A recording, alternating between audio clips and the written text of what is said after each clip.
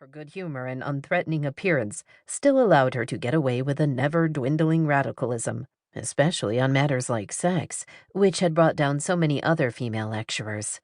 Stately Mrs. Stanton has secured much immunity by a comfortable look of motherliness and a sly benignity in her smiling eyes, even though her arguments have been bayonet thrusts and her words gunshots, noted the novelist Grace Greenwood. Stanton herself began to feel that the motherly look could go too far. "I have one melancholy fact to state, which I do with sorrow and humiliation," she wrote a friend in 1888. "I was weighed yesterday and brought the scales down at 240. She vowed to begin dieting almost immediately and added, "Yet I am well, danced the Virginia reel with Bob, but alas, I am 240. On the occasion of her 70th birthday, Stanton was invited to deliver an essay on the pleasures of age. She said it took about a week to think them up, but by the time she had finished composing, I was almost converted to the idea that we old folks had the best of it. Her research had not begun on a promising note. She told her audience that she had gathered a group of 70-plus friends for breakfast and challenged them to come up with examples of the brighter side of aging. One of her guests proposed that perhaps one may find some pleasure in being deaf, as then you do not hear the nonsense of ordinary talk. Another said blindness, too, might be a blessing, as then your eyes are shut to many things you fain would never see. It's hard to believe such a conversation actually ever took place, but this was before the age when public figures' remarks were vetted for accuracy. Then Stanton quickly veered toward the positive. The ideal elderly woman spent most of her time in her library, where she would reread a favorite book or simply sit quietly in contemplation, reciting inspiring sentiments in prose and verse, or playing on some instrument. In the evenings, although her own dancing days might be over, she could still enjoy watching the young ones on the floor. Stanton followed with an admonition about the importance of a sound health regimen. All in all, it seemed a particularly strange prescription for happiness coming from an unstoppable lecturer who would soon be bemoaning 240 pounds while reporting that she had recently danced the Virginia reel.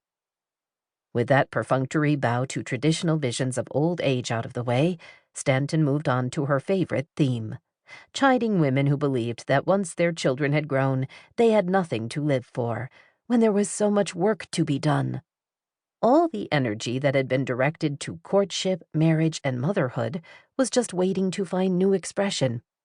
If women were lucky enough to have no serious money problems, she concluded, surely each of us may take up some absorbing congenial work to dignify the sunset of our lives.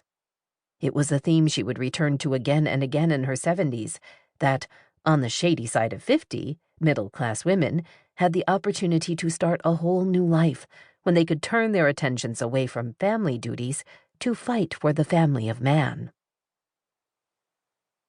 No limit if dead. The controversial figures of the early women's reform movement were beloved celebrities by the end of the century.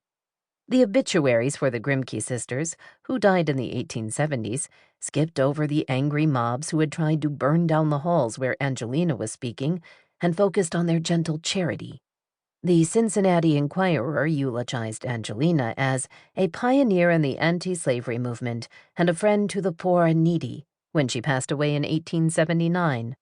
A Leavenworth, Kansas paper pointed out, under the headline, "Sensible to the Last," that Angelina had asked to be buried in an old dress so that all the good ones could be given to the poor.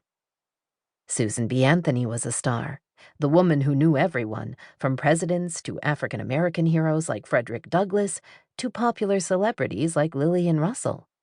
The media, which had snarked about her Spartan figure and wardrobe, now couldn't get enough of her. When Anthony collapsed on a trip in 1895, reporters rushed to her home. One Chicago paper telegraphed its representative, 50,000 words of still living, no limit if dead. No one seemed to have aged better than Anthony, whose real character the nation had finally learned to appreciate. From being the most ridiculed and mercilessly persecuted woman, Miss Anthony has become the most honored and respected in the nation, Stanton wrote in her memoirs. It was not that Anthony had changed. It was the country that had come around.